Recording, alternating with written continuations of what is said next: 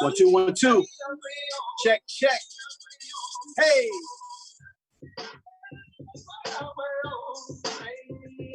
Welcome, welcome, welcome. Getting things started right here, live and direct. NCAI, every vote counts.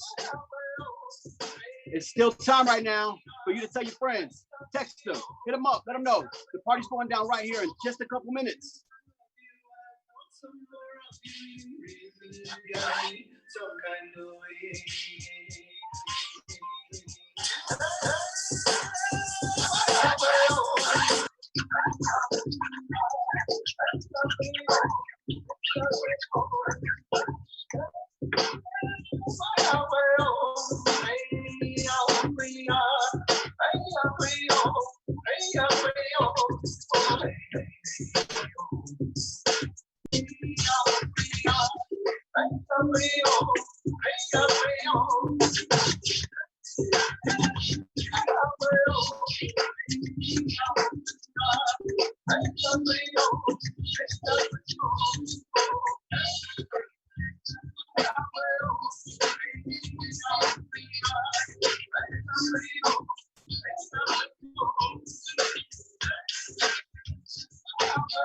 That's right. You're live in the mix right now.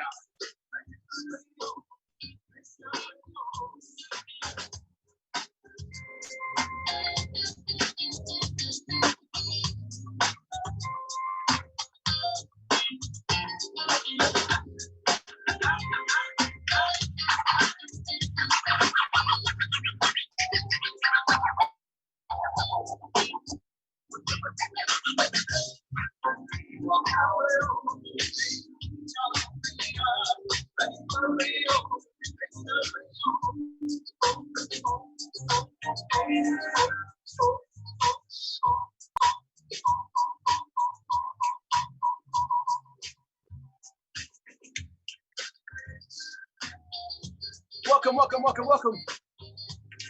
Those of you tuning in right now across your platforms, whether it's YouTube, Facebook, we're glad you're here. We're gonna get our program started in just a couple minutes, so you know how much time. All your friends, text them. Woo! Our count, here we go. Every vote counts, let's go.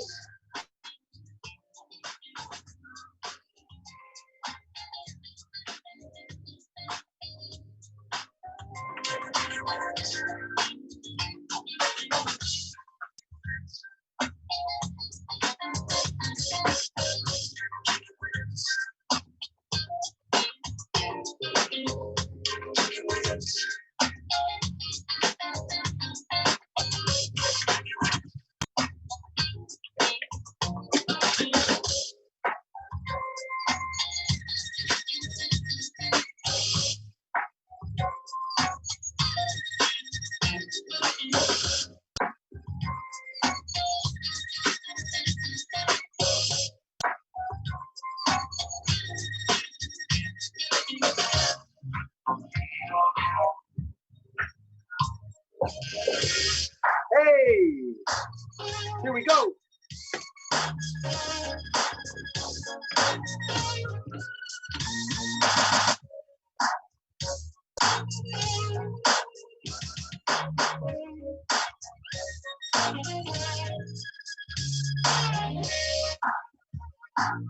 Welcome, welcome, welcome. Here we go, here we go. Let all your friends know the show is going to start in just a few seconds.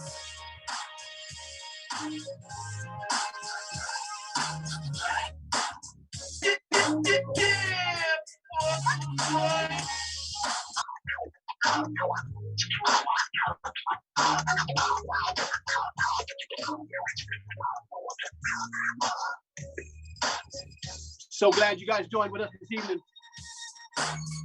We're going to turn this portion of the program over to this video.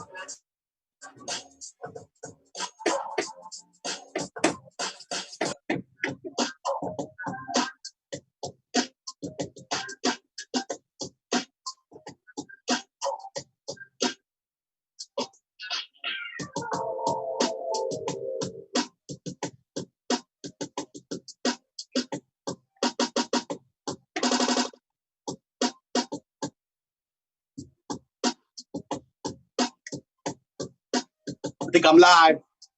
They have a technical difficulty they're going to try to figure out. Once they let me know, we will let you know. Stay with us.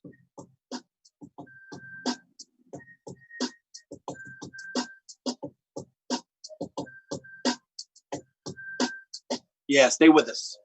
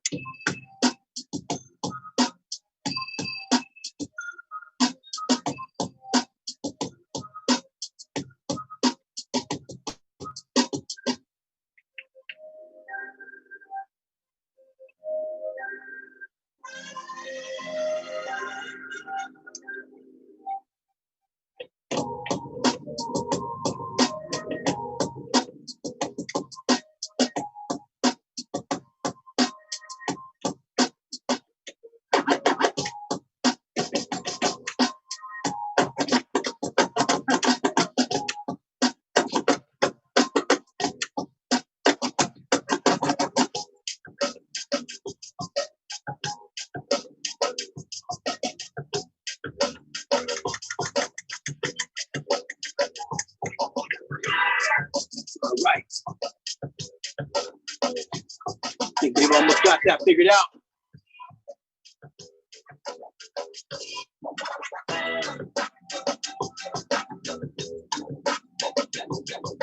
we go.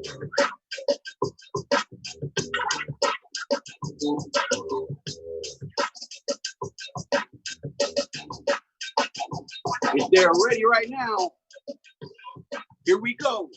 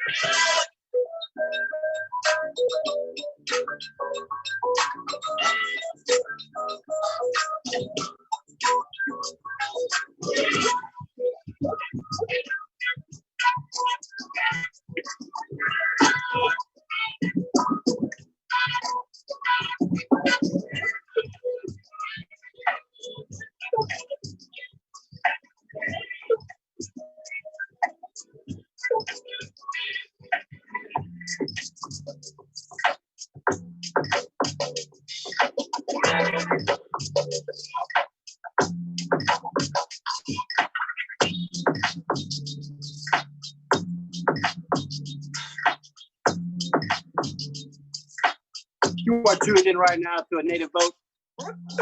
They are figuring out a little bit of a detail. The second they do, we'll switch back over to our broadcast.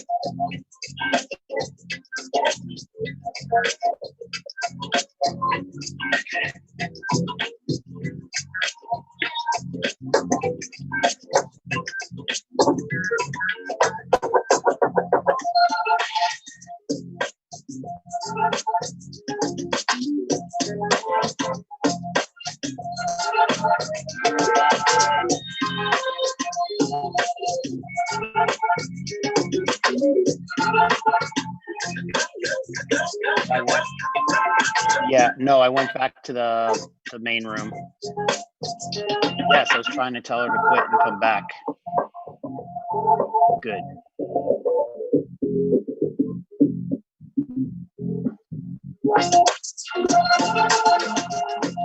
You can ask her to start.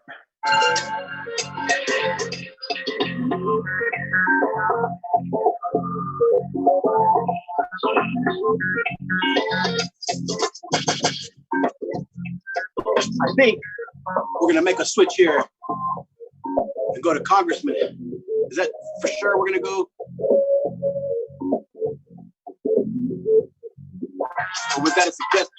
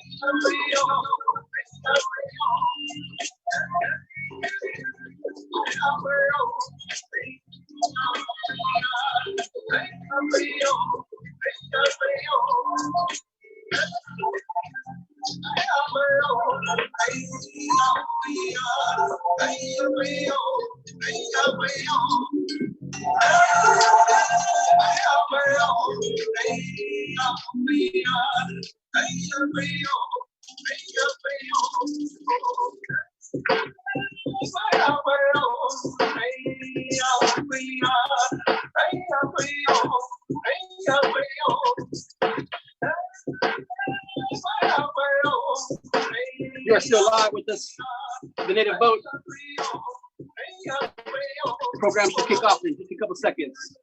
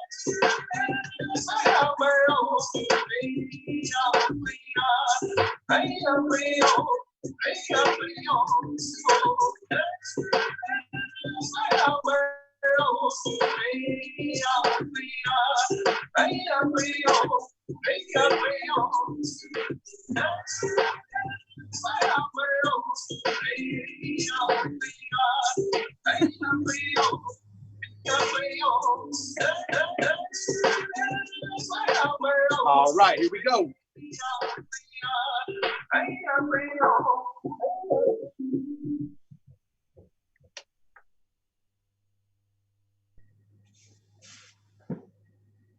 All right. Hey, Indian country. Thank you so much for hanging in with us. Kamadum Bentiv. My name is Licia Maddox. I'm a citizen of the Quechan Indian Nation, and I serve as the Vice President of External Affairs at the National Congress of American Indians. Thank you so much again for joining us and dealing with us being on Indian time and having some tech issues.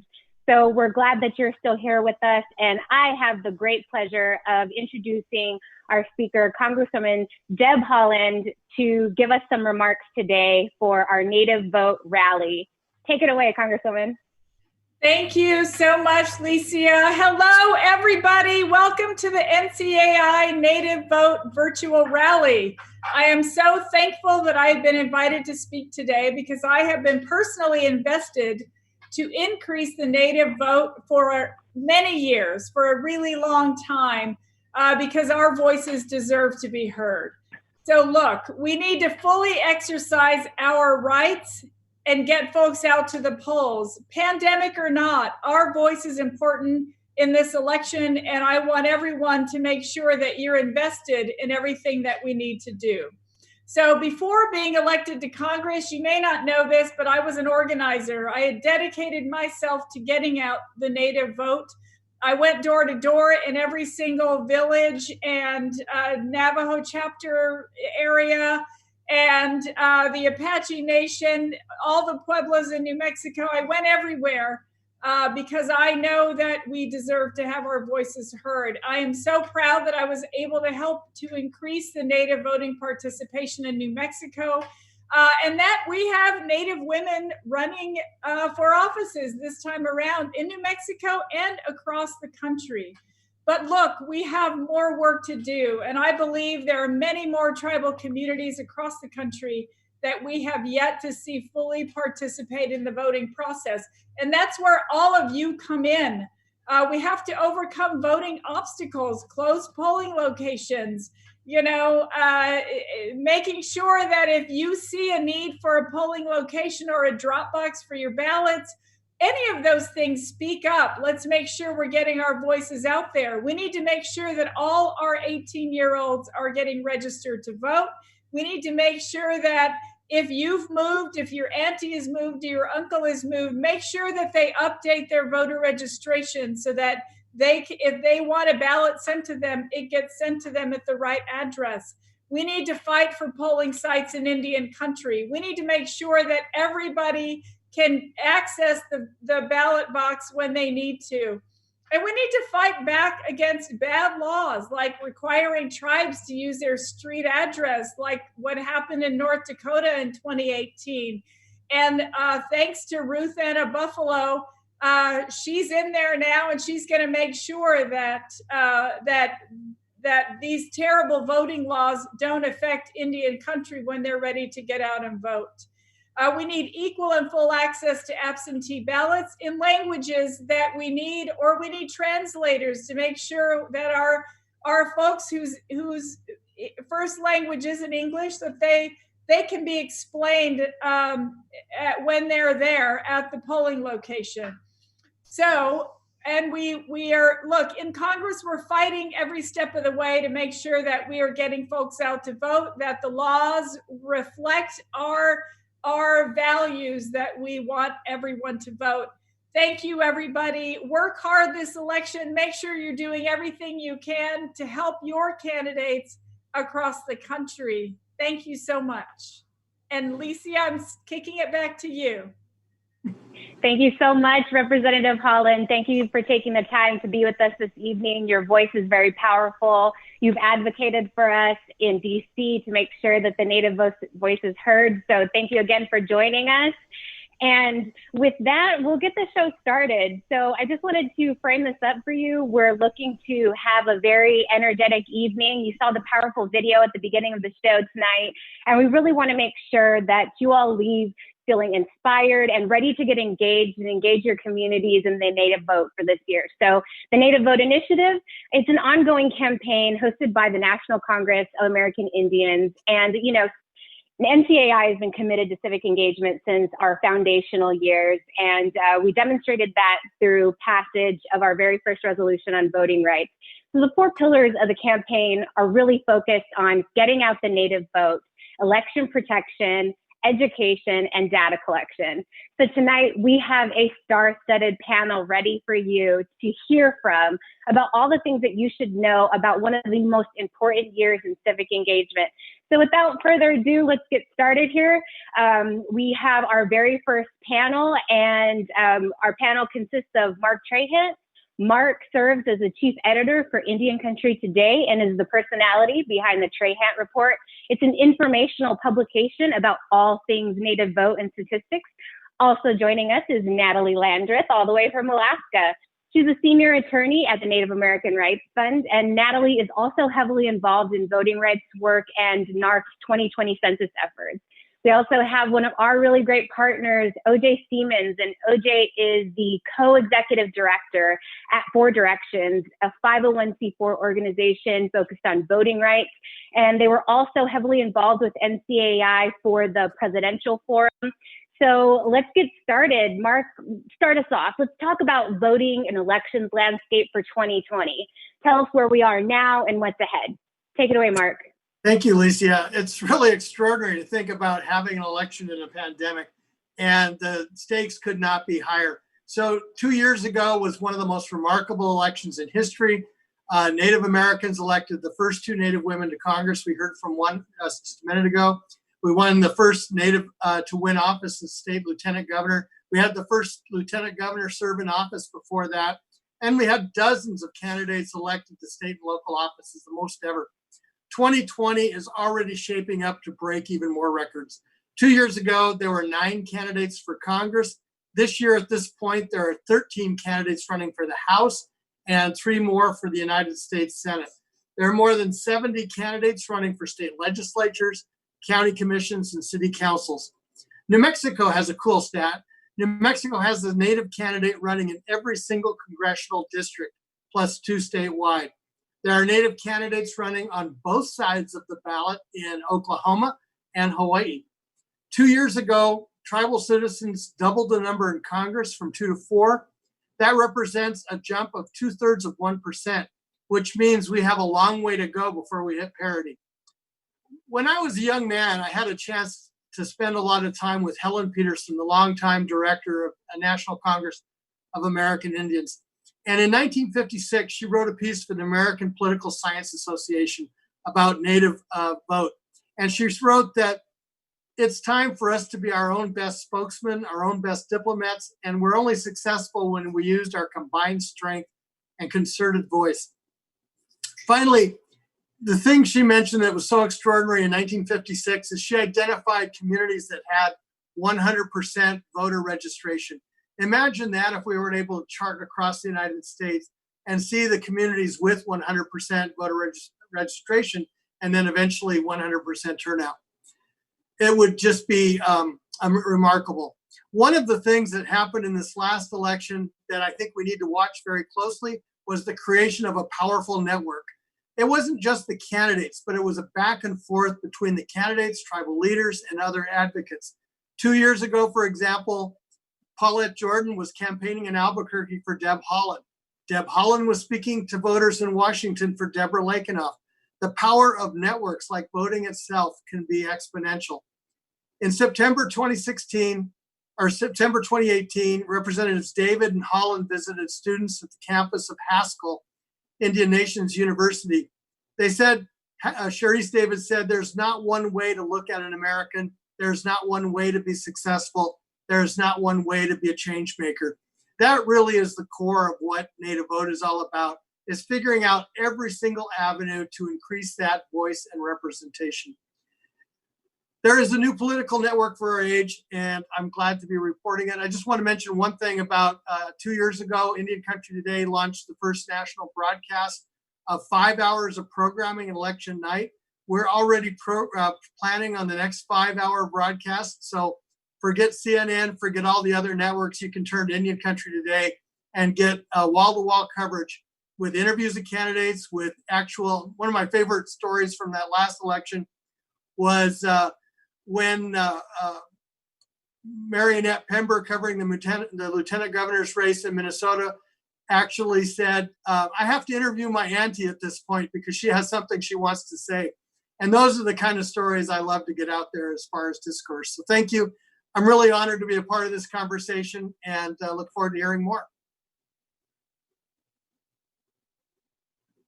Thank you so much, Mark. And thank you for helping us to revitalize Indian Country Today. It feels so good to be Indigenous and be able to see Indigenous issues on TV. So we're really excited for your new show and everything to look forward to during election season. And we appreciate you giving us the landscape. So let's move on to Natalie Landreth. Natalie, so let's dive a little bit deeper into what it looks like for Natives to actually vote this election year. Any issues that you're seeing, what you're advocating for at the Native American Rights Fund. Go ahead, Natalie. Right. Well, thank you very much, Lissy. I appreciate the opportunity to be on and to talk to all of you about what's going on in voting in Indian Country. As Lycia said, I'm a senior staff attorney at the Native American Rights Fund. I am also from the Chickasaw Nation of Oklahoma. NARF does a lot of voting work, and I want to share some of the resources that we have with you and talk a little bit about what to watch out for this year. First, resources are a comprehensive voting rights report that NARF has just co-authored. My colleague, Jacqueline DeLeon, and our pro bono voting counsel, Jim Tucker, wrote a report after the conclusion of 9 field hearings across Indian Country about the voting rights violations and overt discrimination that our communities are experiencing. That report has been submitted to Congress in support of various bills, but will be publicly available in a published form this coming week, just in time for you all to make whatever use you would like for your advocacy to help explain problems in Indian country when you deal with your local jurisdictions, to work with your communities, and to look at some of the solutions that other communities have used. So that's the first.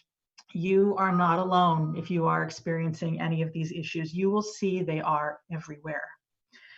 The second resource is that NARF is primarily attorneys. We're a law firm. We like to advocate in public spaces like this as well, but there are 5 attorneys who do voting work at NARF. And I want to make this resource available to you. The email address, vote@narf.org. Very easy to remember. If you are working this year in voting issues and you are having problems, and I'm going to identify some of the things to look out for, use that resource, vote@narf.org. As we get closer to the election day, the Lawyers Committee and NCAI work on a hotline called 1-866-OUR-VOTE that also provides resources for you. So you don't have to face these challenges this year alone. We encourage you to call, email vote@narf.org if you need help. This is the kind of thing we want you to watch out for this year. This is a very unusual year. One of the primary things we are already seeing is states and jurisdictions forcing tribes to accept an entirely vote by mail system. If this is not what your tribal community wants, if you need a physical location for people to return their ballots, get language assistance, whatever assistance, please do reach out to us if you need support with that. Closing your polling places, that's another one to look for. Shortening your voting hours, reducing your registration. Please keep that in mind. So these are some of the issues we want you to keep an eye out for this year. The people in power who don't agree with Indian issues are counting on you not to vote. And so we urge you, as an act of civil disobedience in and of itself, to vote and encourage everyone else to do so as well. And where you need help, please reach out. There is help out there, and there are a lot of us poised this year to be able to provide it. So thank you very much, Lycia. I really appreciate the opportunity to speak to everybody today. Thank you, Natalie. We really appreciate you giving us that update. We understand that there are a lot of issues out there in Indian country, but we do have the power to address those issues, especially as sovereign nations. So thank you so much for that update. Now we're going to move on to OJ Seaman Sr. So OJ, Four Directions has developed a 7-state strategy. Talk to us more about that and the concept behind it, and anything else that you think that our audience should know for today. Take it away, OJ. Okay, well, how we chose on the Awo Kalo, my relatives. First of all, I want to say greetings from the Rosebud Sioux Indian Reservation located in South Dakota. As you can see from my background, we are using our space station simulator so that we can show you that we are the star people. I pray for everybody's health and health, and I hope you and yours are safe and well. I want to thank NCAI and all the speakers appearing here today, especially you, the audience, that is giving us your time that is on such important issues as the census and voting. These two issues actually go hand in hand. Just last month, tribes lost thousands of dollars, hundreds of thousands of dollars, because the Treasury decided to use census numbers in order to provide the funding. And as you know, we're always undercounted, and this really devastated a lot of tribes. But that is not the only reason. I mean, it's going to affect all of the tribal programs, housing, WIC, transportation, anything going into the future. But if you heard what people were saying, census is also going to affect redistricting. And that is going to take and possibly remove our own members that are on health boards, that are on school boards, that are on county commissioners, that are state legislatures, that are in the U.S. House. So the census is hand in hand with the voting, and we hope that you will take the time to answer the questionnaires and reach out to the tribes or the census count in order to make sure that they're answered properly. You know, what I want to tell you right now is voting is such a powerful weapon for our tribes and for our people. If you think back of when our ancestors signed treaties, They stuck us in places that they called nowhere's land that was never going to be useful, and we would be divided, separated, and forgotten. Well, they were wrong over 100 years ago, and they're wrong today. Our nations, where we are at, in giving the locations we are at, it gives us a powerful, powerful voice that we can use in any election. During the 2016 presidential election, there were 7 states that basically decided who was going to be president. And they were Arizona, Colorado, Michigan, Minnesota, Nevada, North Carolina, and Wisconsin. Each of these states, and this is important, each of these states had a native population that equaled or exceeded the winning amount of votes each candidate got. So we could have changed that outcome, but we didn't. We can't let this happen in 2020. What we need to do is make our voices the war cry of our ancestors. And as first Americans and nations, we need to determine the outcome of the 2020 election. I believe everyone here has watched Facebook and these social media clips where you see people spitting on other people, coughing in their faces, and inciting hate toward people of color. Well, let me tell you, these people that you're watching, they vote. And if you look on the other hand, our people, you're going to find that they're talking of respect, kindness, sharing. Unfortunately, a lot of our people don't vote. And so in order for us to build our power, we must work within ourselves. We must bring our people within us, and we must seek them out and convince them to join us. If you don't think our vote is powerful, why would the government place so many obstacles in our way to keep you from voting? It is their hope by doing so that it'll keep you from the ballot box. But once again, they're wrong. We have the National Congress of American Indians. We have the Native American Voting Rights Fund, 4 Directions, and many other organizations pushing back, fighting for our languages, fighting for our voice, fighting for equality. Just recently in Alaska, Arizona, Nevada, North Dakota, Montana, South Dakota, and other states, we have gone there and we had ensured that those obstacles that they're trying to place before us are removed. And when we're doing this, we're not alone. I mean, all of this stuff that we do happens because of our culture, who we are, what we do as a people. And so when we are looking at 2020, you know, what we have to look at is not just us, me there. The presidential forums wouldn't have happened if it was just me. It was because of tribal leaders, tribal members, tribal organizations.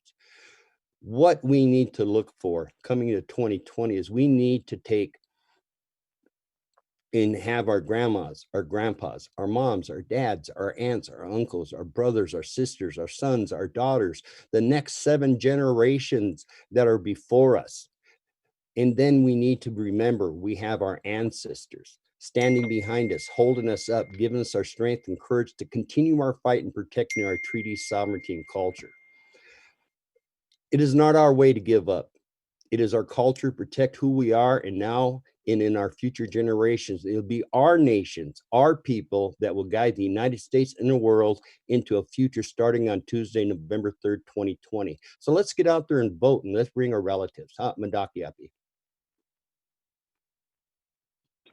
Thank you so much, OJ, and thank you to Mark and Natalie as well. You heard it here, folks. Get educated. Know that there are resources out there for you to learn the landscape of your local state and elections in your area, and know your rights. And just mainly, get out there and vote. So we're going to take it to another video here where we'll hear from some members of Congress.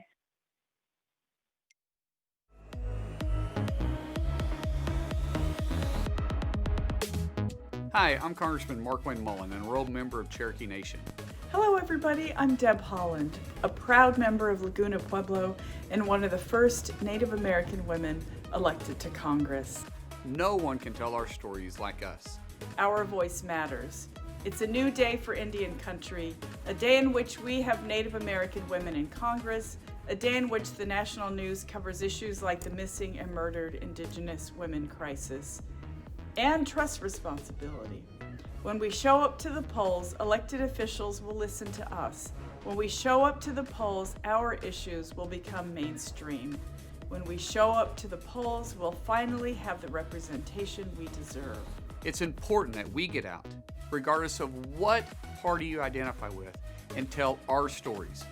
Thank you for participating, and thank you for making sure our voice is heard. And 2020 is a huge year, and the Native American vote is so strong. We need to make our voices heard so that our air, land, and water are protected, our sacred sites are respected, our women stop disappearing without a trace, and our kids have a chance at a bright future. Make your voice heard. Be fierce. Get out there and vote.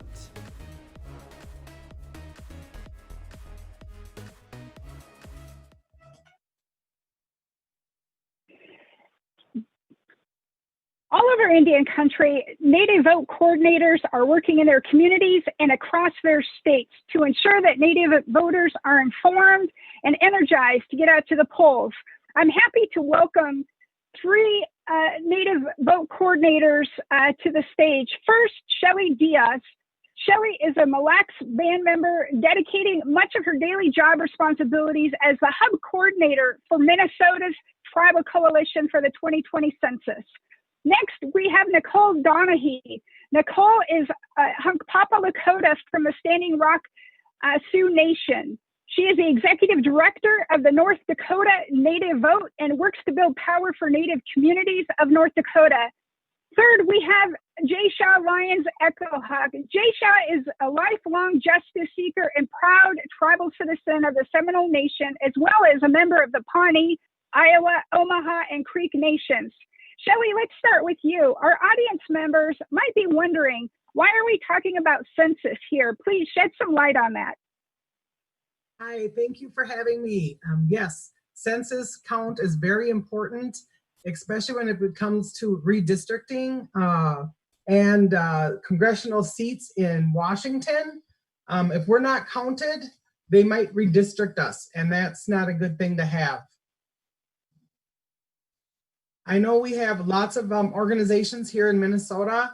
We have the Native Peoples Caucus, we've got Minnesota Voices, we've got the Native Organizers Alliance, and we've got the Native Vote Alliance of Minnesota. So we've got plenty of people here willing to get started, and I'm ready to partner with them so we can get the count out and get the vote out. Yes, miigwech.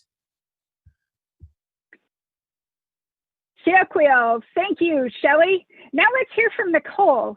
Nicole, please talk to us about some of the things that you're seeing in your state and some of the efforts that you're involved in to both educate.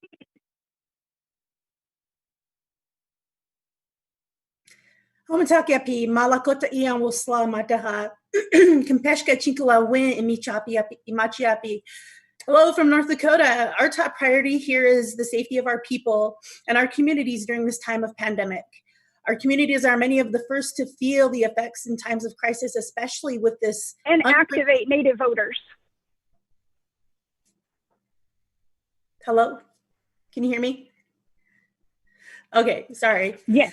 Okay. So especially in this time of crisis with this unprecedented vote by mail election, North Dakota does not have voter registration, and we still face the issues of verifying our identity because of the voter ID laws that are still in place and addressing issues on our reservations.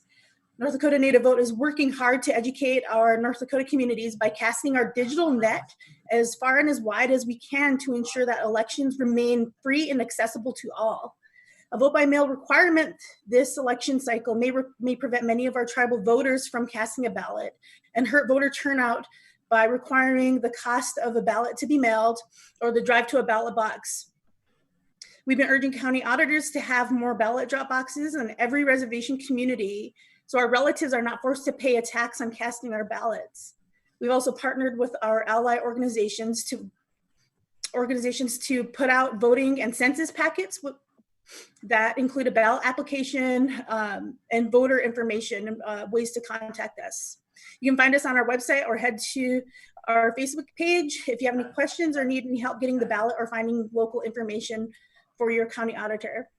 my relatives. If you remember, in 2018, we doubled voter turnout and by using our voice at the ballot box. Let's keep that momentum going. It's our right and our responsibility to protect our sovereignty and maintain our democracy. The 2020 election may be the most important election in this country's history, and it takes every one of us to make our vote count. Every Native vote counts. Matakuye Oyasin. Thank you. Thank you so much, Nicole. It sounds like we could all really use a lot of those best practices and those things that you're doing to make a positive change in your community. Thank you so much, Siokwiel. Next, we have Jaysha. Jaysha, in 2016, we saw an unprecedented number of Native voters turn out in Oklahoma.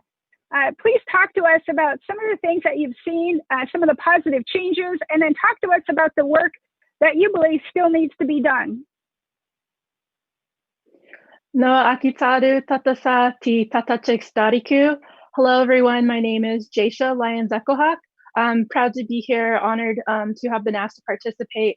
I currently work as a Census community builder for Oklahoma Policy Institute and do grassroots community advocacy through our Together Oklahoma group. To answer your question, President Sharp, we continually encourage the Native vote through measures of like in-person events. We've also been holding virtual events regarding census efforts as well, and making that connection to voter engagement. With the turnout that happened in, I heard you say 2016, I wasn't sure if you meant 2018, but for sure in 2018 in Oklahoma, we had an unprecedented amount of folks run for office, myself included, because of various reasons. But for me in particular, just seeing that there was an imperative need for structural change, and hoping that folks such as myself, Native folks, can see that it's viable, it's possible to see candidates that best represent and reflect you and your needs and representation at the policy level. Beyond that, with our organization, Oklahoma Policy Institute, we are looking at what has happened to continually push barriers against voters.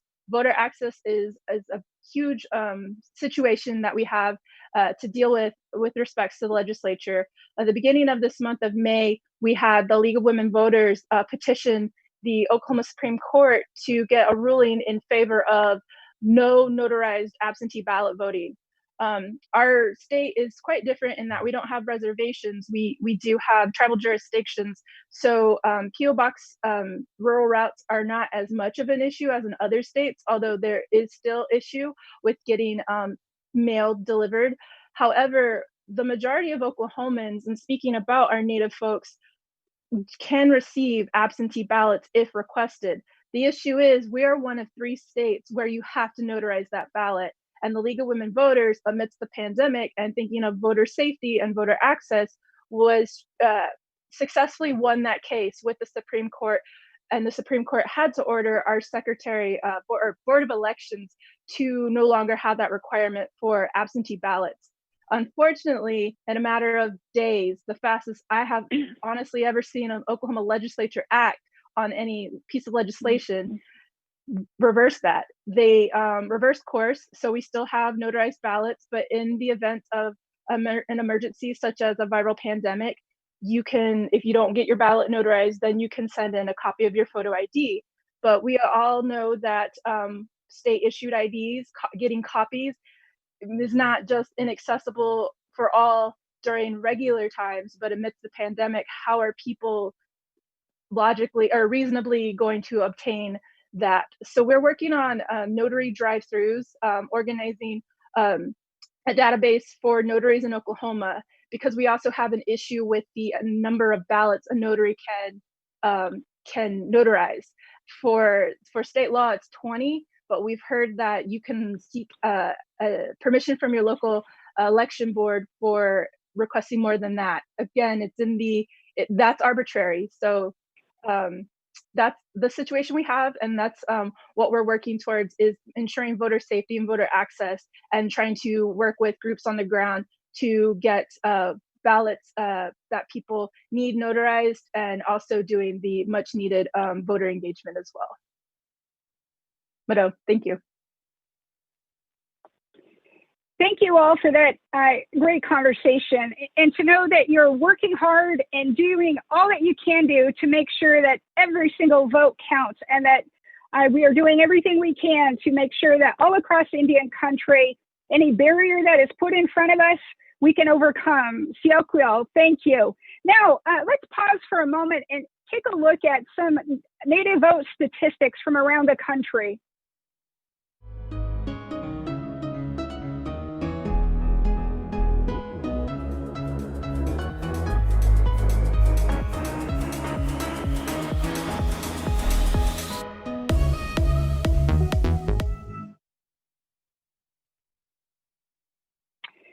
Thank you. Next, we have another panel. I want to introduce some incredible people that have joined us once again all across Indian country. First, we have Lindsay McCovey. Lindsay is a member of the Hupa and Yurok tribes. Next, we have Teresa Melendez. Teresa is Anishinaabe from Southwest Michigan, now living in Nevada's Paiute territory. She is an enrolled citizen of the Pokagon Band of Potawatomi and a descendant of the Turtle Clan. She serves as vice chair of the Nevada statewide Native American Caucus and a founding member of the Native Voters Alliance of Nevada. Third, we have Travis Lane. Travis is Navajo and Southern Ute and serves as the executive director at the Intertribal Council of Arizona, where he oversees all voter engagement and census work. Let's begin with Lindsay. Lindsay, floor's yours. Hey, Young, Eholio, Lindsay McCovey. My name is Lindsay McCovey, and I'm a member of the Hupa Valley Tribe and descendant of the Yurok and Chimariko tribes. I'm currently the Northern California Regional Outreach Manager for California Native Vote Project, and I'm the founder of the nonprofit Native American Pathways. California has the largest amount of Native American registered voters of any state, and this year California voters will be getting their ballot by mail. This might be not the best option for everyone. Some people don't update their addresses, or they're sharing a postal box because they do live in a rural address, so they won't be getting, their ballots in time. I know it's important for polling places to remain open.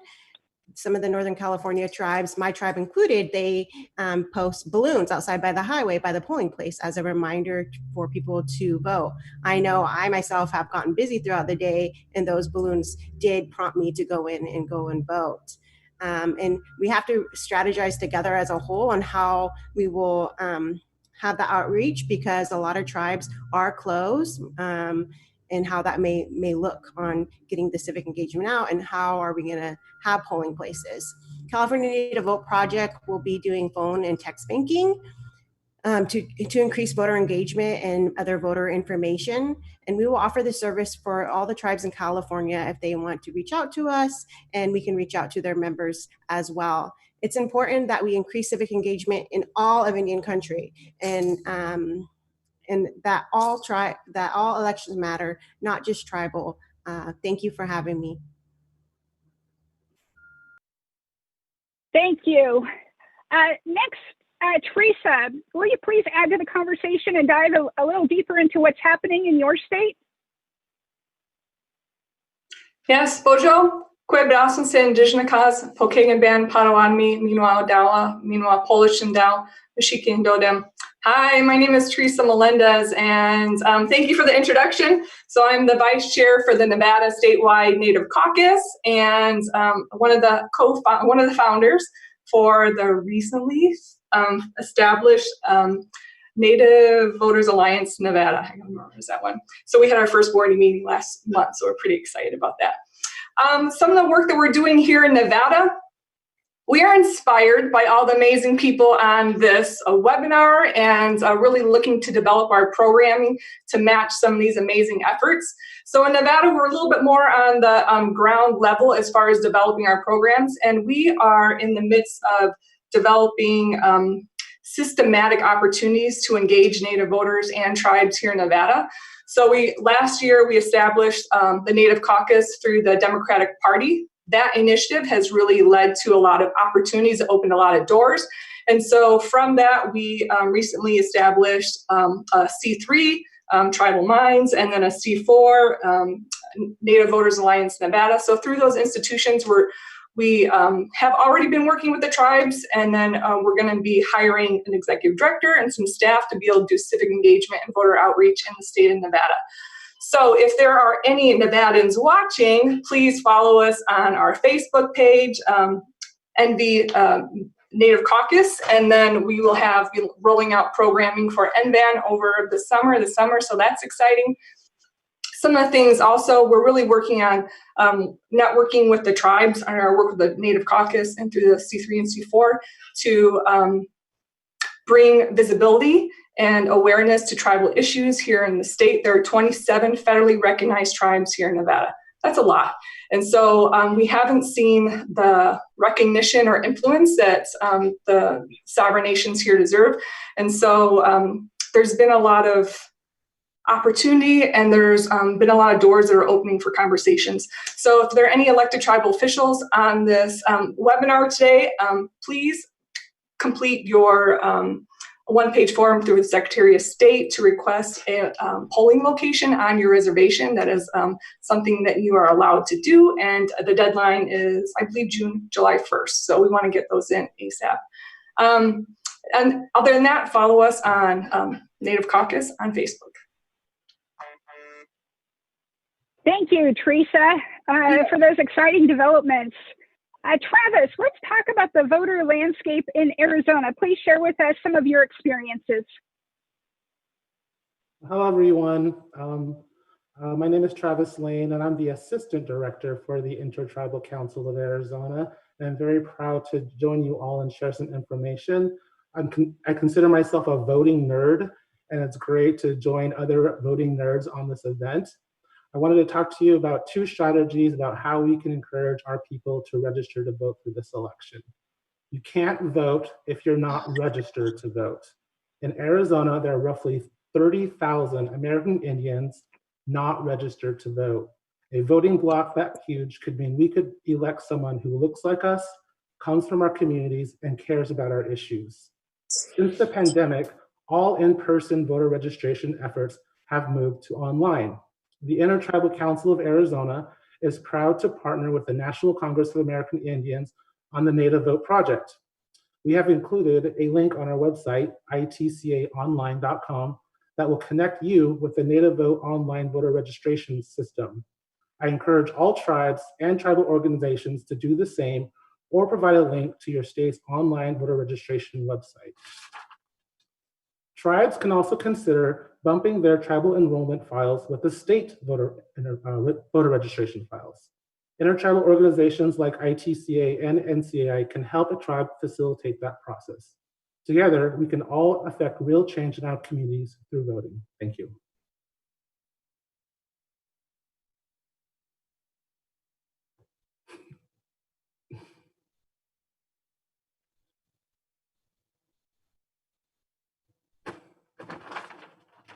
All right, ladies and gentlemen, thank you so much for joining us today. We really appreciate our Native Vote coordinators. They're the ones on the ground in the states getting information out to our tribal citizens. We can do it grassroots too. So I encourage you all to get involved and get engaged. So I'm extremely excited about this next segment, and it's because we realized that our largest voter base is between 18 and 26. That means we have to get the young voters activated. Let's go to a Native youth video.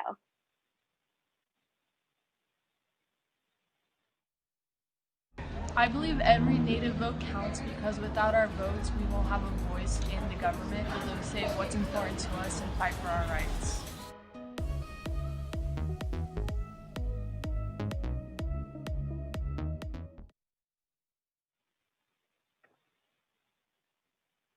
So we definitely want to talk about the power of the Native vote. And today I have with me Anthony Thomas Pichel. And he is a young leader and he represents it through and through. He currently serves on the board for the Center for Native American Youth, and he has participated in a lot of really notable ambassador programs. So Anthony, welcome to the stage. Talk to us about your plans to encourage young voters to get out this year. Of course, thanks for having me. Bonjour, hello, everyone. My name is Anthony Temez-Pochel. I'm West Pacific First Nations Cree and Chicanga Lakota, and I'm located here in the city of Chicago. And so, we're one of the largest urban bases in the country. We're not quite at the top, but we're there. And so we have a lot of youth actually just coming into the age of vote. My brother being one of those. And so, we have to make sure that we're spreading the awareness and the importance of voting in our communities and our respective communities, right? It's pivotal to the quality of our life as Native people and as Native youth. Voting gives us ownership and autonomy over ourselves, our family, our culture, our people, our communities. And, not only that, but, you going to the polls and voting is making sure that it's a fair election. We can't have a large base of people who don't reflect what our government looks like, right? And so we have to make sure that large base, that 18 to 26 is going out and they're voting, and they're voting for people, that are representative of their communities. Like we have Deb Haaland, we have Sharice David, we have Peggy Flanagan, right? Those are people that were voted into office, not only to represent a larger base, but they're representative of a larger community, the Native community, Indian country, right? And they each come from their own respective communities, and they've done work there, right? And so, here in the city of Chicago, there's privileges that, I have, and that. Can you hear me now? And it's very easy for me to go to the polls and vote, right? I can just go, I can walk, and my polling station is right down the block. And so, those are privileges that I acknowledge. And I realize that it's not as easy for some youth across the country, right? And so working with them and trying to provide resources to them to make sure that they're able to do, their civic duty and go to the polls and vote, right? So, it's not only important to make sure our voice is heard, but we get to select, our government, right? These are people that are going to be representing us for 2 or 6 or 4 years. And, I don't want to, me personally, sitting back and, oh, I don't like this person, there's something that you could do about that, and that's going out and voting. And so, but by doing that, I view it as an act of defiance and an act of advocacy and an act of, making sure that not only your voice is heard, but your ancestors' voices are heard, right? I come from 2 different communities. I come from a Native community, and I come from a Black community. So both of my identities, both of my ancestors, weren't allowed to vote, or, their votes were suppressed, right? And so it means something special to me, because I truly believe that through policy and through advocacy, that we're able to change some of these structural issues that we have in our communities, or that we have in our government, and that is through the vote, and that is through the youth vote. We've seen an uprising of Native youth throughout the country, doing phenomenal things, being able to sit the Center for Native Americans Youth Advisory Board. I'm privileged and honored to be surrounded by Native youth who are doing phenomenal work that, when you hear the work that they're doing, it just makes you want to tear up, because they're doing work, they're doing life-changing work, right? They're changing their own lives, and they're changing their community's lives. But that's considered civic engagement, and to add the in that, and making sure that you have your own personal power, your own autonomy, but taking that a step further, right? It's like advancing yourself. It's giving yourself that boost, being able to decide who's going to represent you. And if you don't like that person, then, maybe it's time that you go up and you represent yourself, right? It gives you a chance and it puts you in those positions, so one day, you're at those tables and you're making those decisions, for your community, and you're the elected representative, that we're all voting for in the future. Here's Miigwech. Anthony, we are so proud of you. Keep up the good work, keep putting out those good vibes, and keep getting young people involved. So we are going to move on into a video message from Lieutenant Governor Peggy Flanagan. She is a lieutenant governor for the state of Minnesota, and as all of you know, they are experiencing some concerning times right now. So she cannot be here with us this evening, but we're going to go ahead and share a special message that she wants to send to you.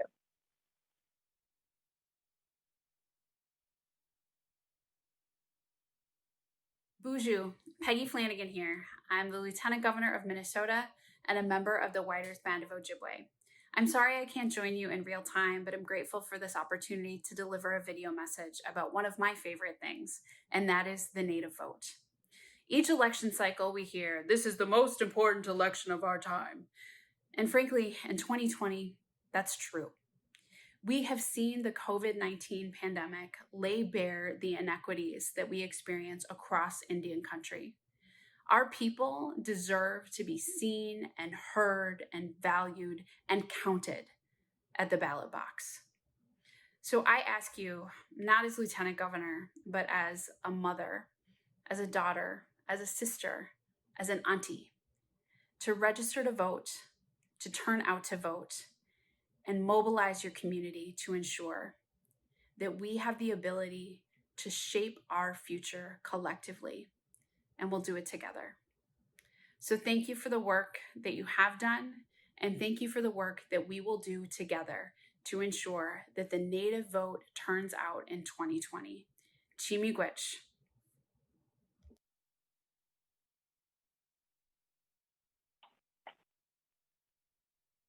Thank you so much for that message, and prayers out to Minnesota at this time.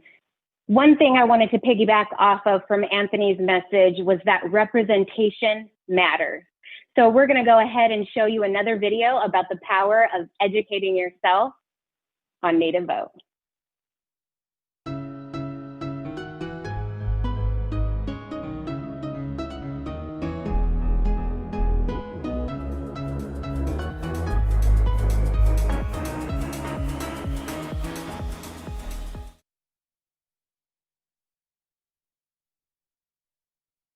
To this next segment, today we have with us Tara Hauska.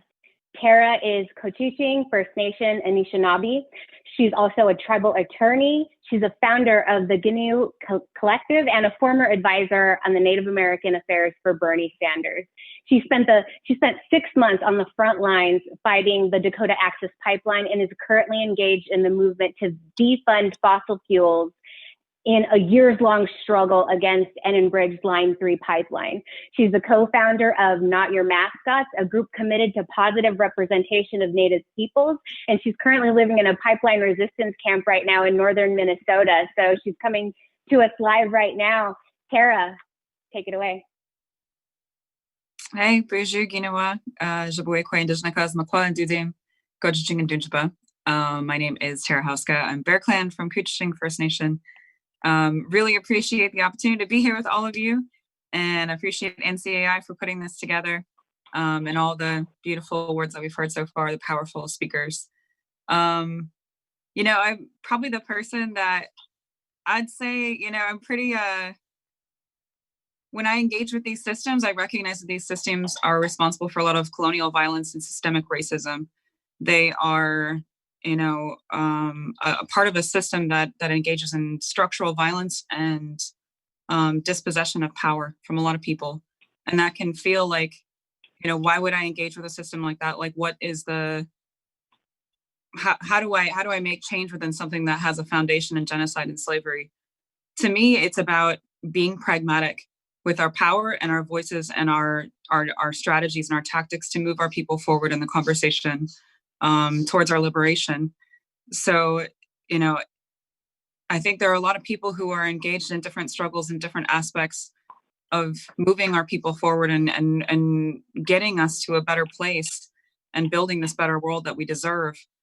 But to me, that means engaging in a full diversity of engagement and tactics and, relationship building with its many different possible aspects of both the systems that are destroying us and the systems that can build us up. So that means while we cast our votes and we look at, who do we want representing us? Should I run? Should I be the person that steps up into my local government? Because local government has huge influence into our everyday lives. We cannot pretend like these systems do not influence our every single day lives.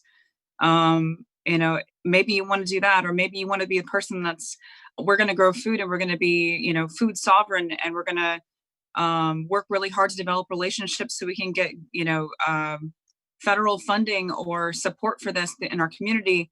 There are important strategies to developing and building those relationships and building and recognizing our own autonomy and our own agency when we do these things, and to maintain our integrity and also to hold space. You got to hold space. I've heard it many different times said by lots of different folks. If you're not at the table, you're what's on the menu. And that is absolutely the case. We need to be sitting in these rooms and we need to be sitting at these polls, and our voices need to be heard because we are the original peoples of these lands, and we are the canary in the mine of the global, world. 80% of the world's remaining biodiversity, that's us, that's Indigenous peoples. So I really appreciate the time and the space. And Minnesota, please, for all of our relatives here, we're standing in solidarity and strength with one another. This is a broken system, and there's a lot of work to be done still. So ho miigwech.